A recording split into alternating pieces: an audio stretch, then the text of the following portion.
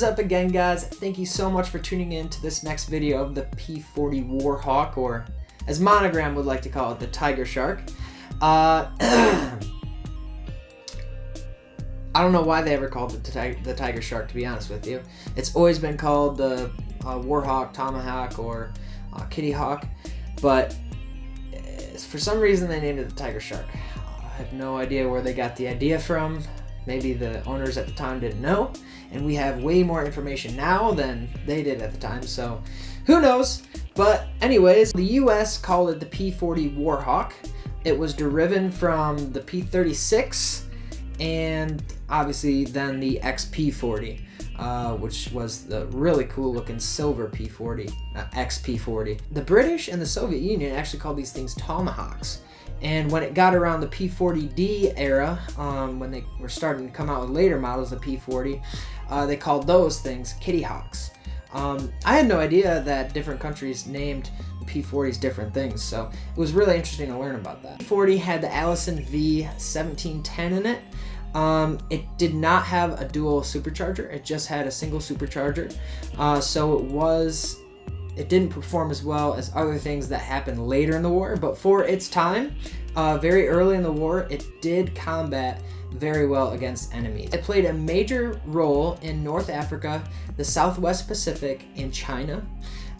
Also played a big role in other areas too. It was definitely combative against the enemies in those areas. It reached 366 miles per hour, top speed. At medium altitudes, it was awesome at medium altitudes. The one thing that was best about it is it had a 5-spar wingspan. It had a 5-spar wing that could pull really high Gs, so it could outturn a lot of its enemies at that time. 40s were more widely used in the early times of the war and pre-war too, for training and stuff like that. But later, as we developed better aircraft to defend our country, it actually got way better with our aircraft, like P-51s, P-38s, everything. Those were much better performance at high altitudes. With the supercharger that it had in it, it really couldn't go above a certain amount. So it was a mid-range fighter and a mid-altitude fighter for sure. At higher altitudes, it did not perform well at all. Over 13,000 of these things were built and sent around the world. 3 decal variations for this P-40, but I am only doing 2 of them because later on, I am actually going to do a giant video of Revell RAF fighters. So, and bombers if they made any, I'm not sure. But I am going to do a video on that later on. But for now, for my collection, I just wanted to stick to US Air Force and US Navy airplanes. So we're going to start off with this guy, even though it's not really in order. I chose the open canopy option. They came with 2, and I can open it and close it. I mean, it works. It definitely works. But I really love this decal version. Now, this was my first model getting back into building and stuff, so a lot of my techniques and stuff that I use now were different when I built this. So it's not as good as some of my other models, like my Kingfisher and my B-24s and stuff. But it still is a great model. I put mild effort into the cockpit area. It still doesn't look great though. Not gonna be just completely honest, doesn't look great. The other P-40 that you actually get to see built in my next video is a ton better. I custom build some sweet interior details and stuff.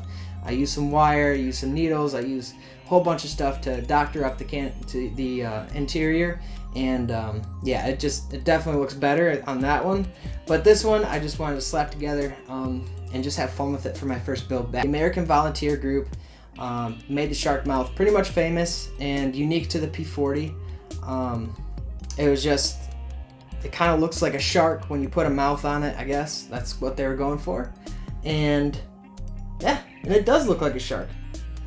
And obviously it's super iconic with, US Air Force, even some British had tiger models or shark models on their airplanes too back in the day, but it was unique to the P-40, and the pilots and their warbirds were known for flying the tigers, the flying tigers. So one really neat fact about this particular fighter group is really sweet. I mean, really cool. So 215 pilots flew in the Flying Tigers, and they recorded 286 kills. That's crazy. And they only had 4 losses. They had extremely good odds. After the U.S. joined the war, they became a part of the 23rd Fighter Group. The pilot of this aircraft in particular is John W. Farrell. Now, I could only find this information on the directions. I looked everywhere, a bunch of different websites. I really couldn't find anything on this particular pilot. I always do number searches and everything for every aircraft, and I couldn't find anything. So it was neat to learn about the fighter group and everything that they did, but unfortunately I wasn't able to pull any research off of the actual pilot of this airplane. Based on the decal, it looks like he got 5 wins, 5 Japanese wins. You can see the rising sun on there. That's all I know. His number's 14, P-8127. He's got a hot chick and 5 wins against Japanese enemies. The Flying Tigers did have a significant role in war efforts at their time. That does it for this guy. That is just a sweet looking P-40. So there's even less information on this P-40 than the Flying Tigers P-40. I couldn't find the pilot whatsoever. Don't know what his name is. Don't know who flew it.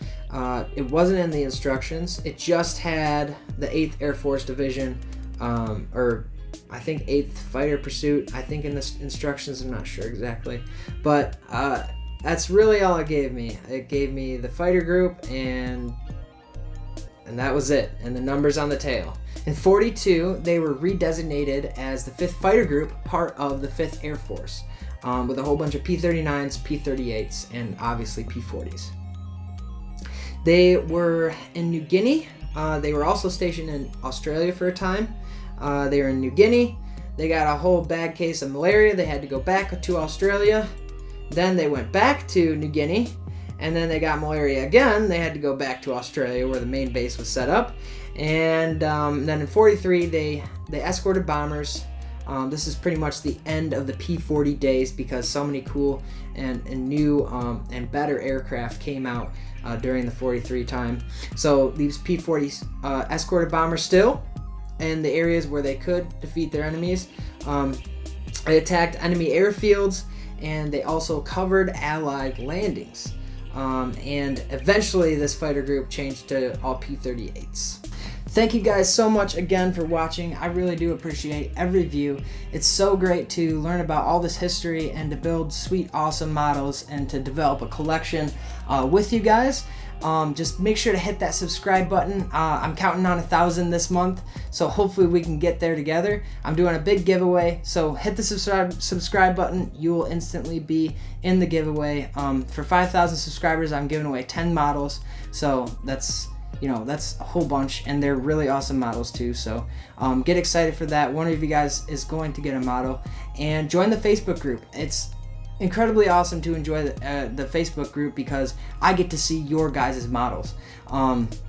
Also, I will be doing a video about your guys' models if you comment and post models on my page, so I can just pull pictures off of there and develop a video out of those awesome models. So thank you guys so much again for watching. Let's get back to building.